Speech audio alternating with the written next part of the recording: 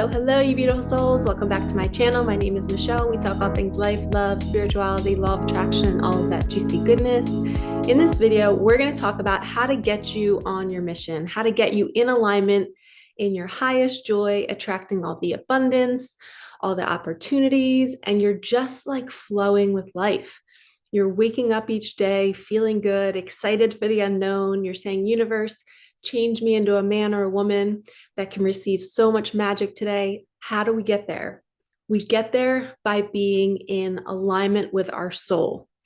And something I learned recently, it was like clear as day. It was like a light bulb moment. Side note, we're going to pull some cards as well. So it's going to be a mini reading to help us along with the messages that are coming through. But there was this aha moment that I had where I realized I kept trying to be somebody else.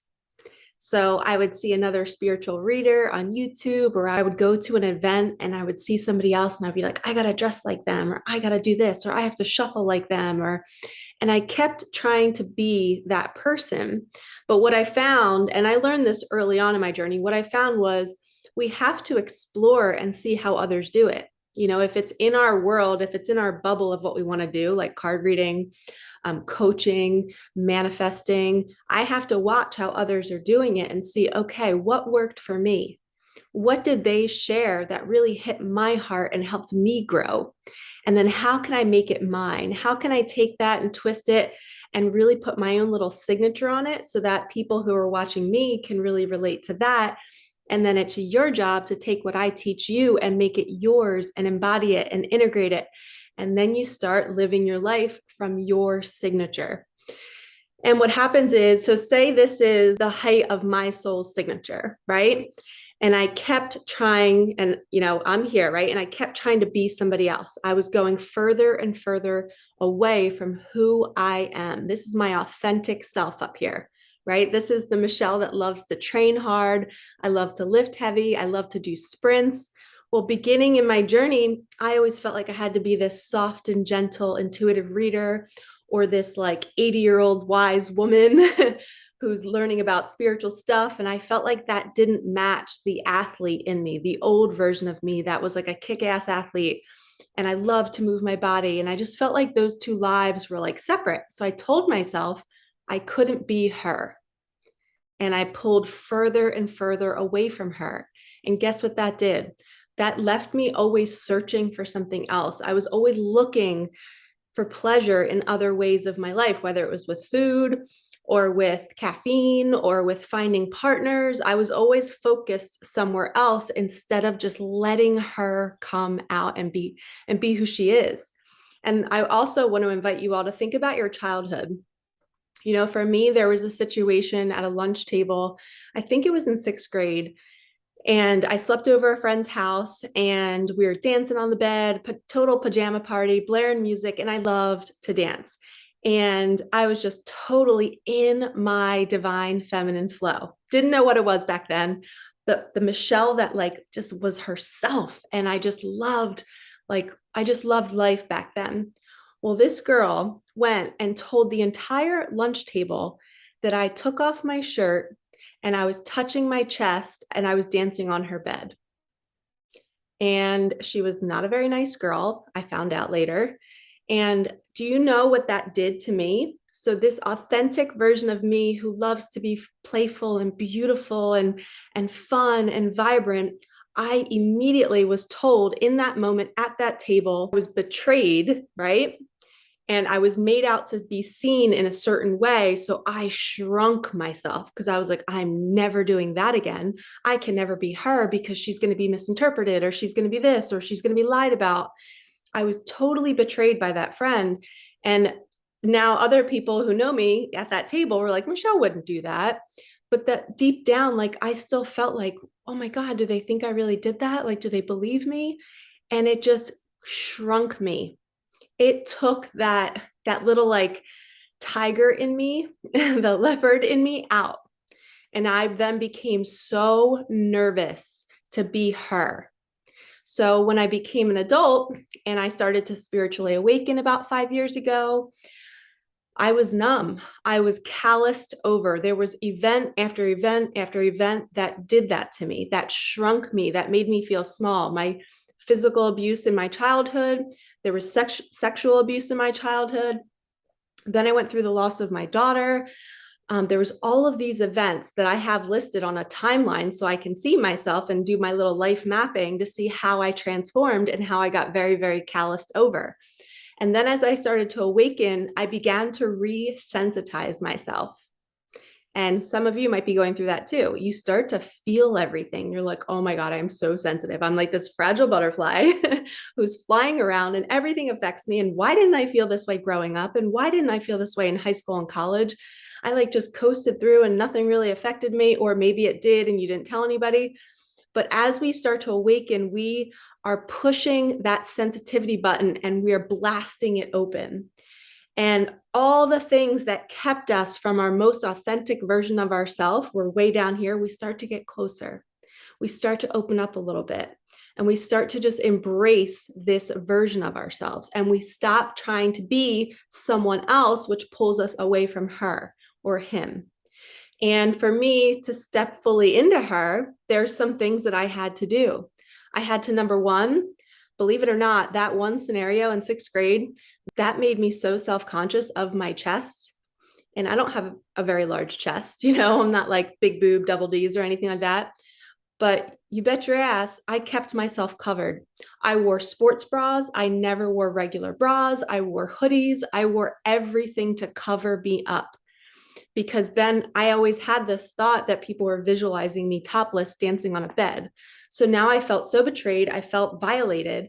So I did everything I could to kind of cover me up. So now in my adult years, when I started to awaken, I wanted to express that side of me. So you'll see in a lot of my videos, and I don't care if people comment and judge or say whatever, because they don't know my past and they don't know what I've been through. But it feels good for me to wear a bathing suit or a sports bra or a low cut tank because I finally feel free. And it's just a body. It's just an earth suit. It is the house. It's not just an earth suit. It is the house for my soul. And for too long, and I'm sure all of you guys can relate to this, for too long, we have spent in shame about this earth suit. We felt embarrassed by it. We felt like we had to hide it or we had to just not be in it because it was uncomfortable. Well, now it's time to be in it and to appreciate it and to nurture it. And all of us have really beautiful ones, and it's our job to share it. Okay. And it's our job to share it in the way that we want to share it, in that most authentic version of yourself. So if you want to wear black today, wear black today. If you want to wear every color of the rainbow, do it. Be yourself. Be this higher version of you. And this up here is your higher self. Down here is you trying to be everybody but you. And it is an external validation version of yourself where you're just looking to please others. You're looking to fill that empty void inside of you. But when you step up and you meet yourself where you are, where your soul is, that's your highest joy. And when you're here, that's when source turns on, or it opens up the floodgates and everything comes through you. You start to channel, you start to open up your gifts, you start to be intuitive, you start to know which way to go, you get synchronicities, you get signs. Everything starts to click into place because you've opened that floodgate, you came up and matched yourself and you're in alignment with your truth.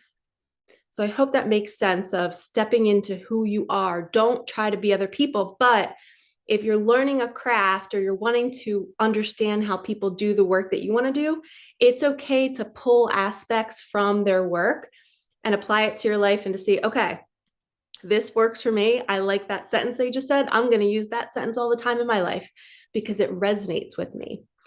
And another lesson I learned is that our mastery is our shine. So what you're going to be best at is how you shine. And for me, how I shine is sharing and teaching in videos, in person, in readings, in coaching sessions. That is my mastery. I am at my highest, truest, most authentic version of myself when I am sitting across somebody or sitting in front of a camera and I am teaching people about their magic.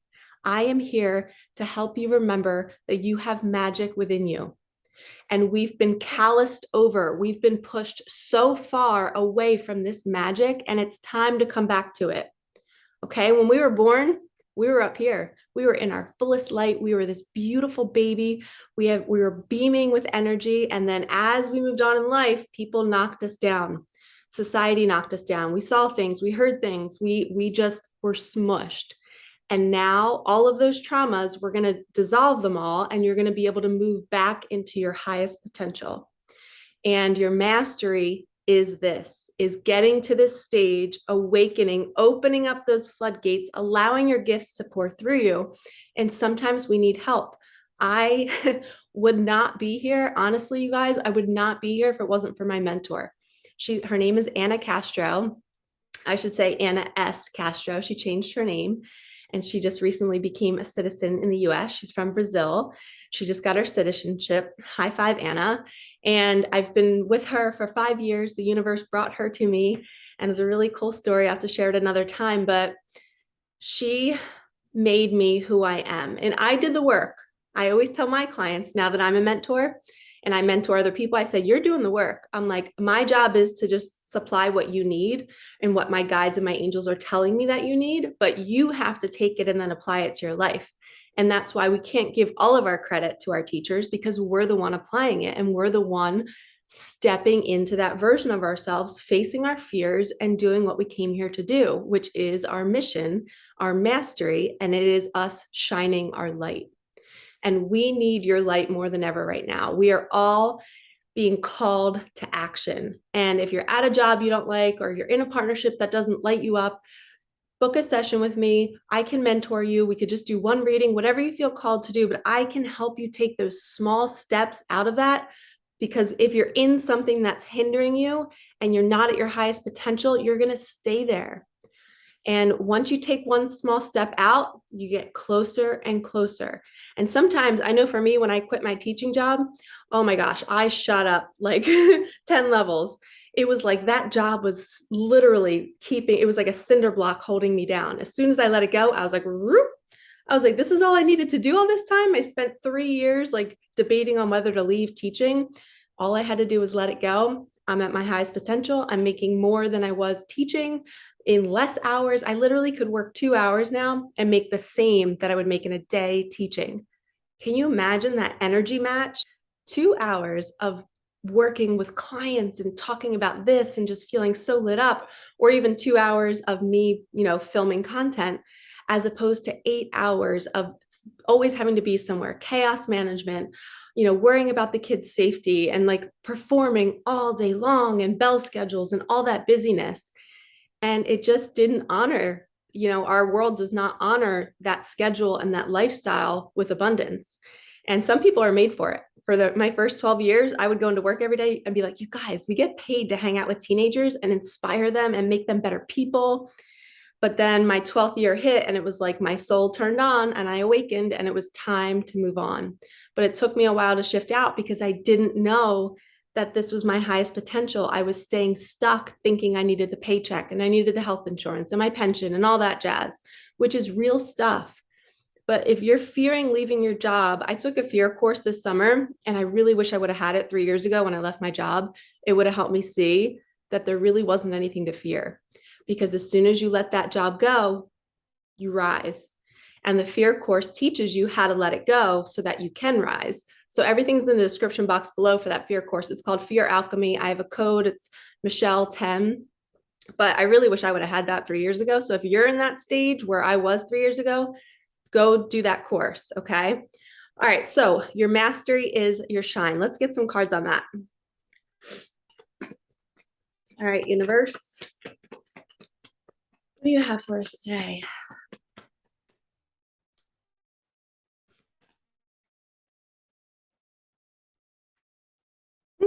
There it is. We have the turtle. I've been getting the turtle all the time lately. It says, what is under your shell? What experiences have you had that can help others who might be suffering? It's time to share your wisdom. All right. This is totally spot on. I guess I've been getting the turtle lately because it's time. It's time for you to rise into your light. It's time for you to let go of what no longer serves you and to step into your highest potential. You are here for a reason. Your reason is your shine. It is for you to be in the highest version of yourself, and stop trying to be other people. And if you're not really sure, this is a great exercise. If you're not really sure who you want to be or what you are or what your mission is, make a list of who you think you should be on the left, and then make a list of who you are. Like, do you think you need to be serious? Do you think you need to not work out to be a reader? Those are my thoughts, my silly thoughts. But then write who you are. I am somebody who likes to work out. I am somebody who loves to be silly and playful. Where over here, I thought I had to be this serious coach and I had to be, motivating, and I can't be like a little kid. So make your list of who you think you should be, and then make a list of who you are, and stay true to who you are. And that will help guide you. You can also scroll social media. Oh man, we got the 10 of Pentacles. Yay. I said, oh man, like it was bad, but this is so good.